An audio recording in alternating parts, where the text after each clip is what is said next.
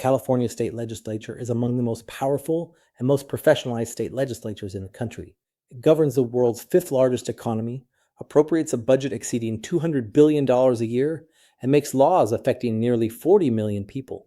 Its origins were humble, though the first legislature convened in San Jose in 1849, and on opening day, severe rains kept so many members away that they couldn't even reach a quorum for 2 days.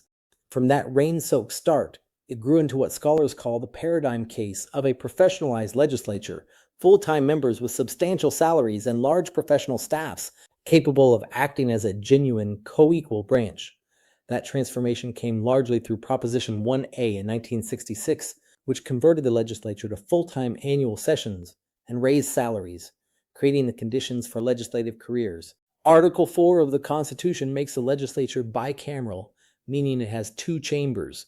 The Assembly is the lower house with 80 members serving 2-year terms.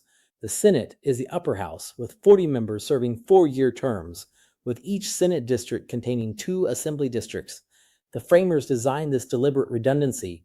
You need a majority in both chambers to pass anything, which forces consensus and creates multiple veto points. And the districts are enormous.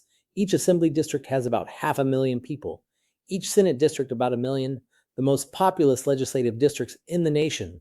That means individual legislators can't personally know more than a fraction of their constituents and must rely heavily on organized groups and media. The legislature has 4 core powers: lawmaking, the authority to enact, amend, and repeal statutes; appropriations, setting fiscal priorities through the budget; oversight, monitoring how the executive implements laws; and confirmation, where the Senate approves gubernatorial appointments. But here's what makes California distinctive. The legislature's power is heavily constrained. It cannot amend a voter-approved initiative without going back to voters. Constitutional amendments require a 2/3 vote just to reach the ballot. And critically, raising taxes requires a 2/3 supermajority of each chamber's total membership. So a simple majority is not enough to govern on the most consequential fiscal questions, a structural feature that has profoundly shaped California politics, especially during divided government.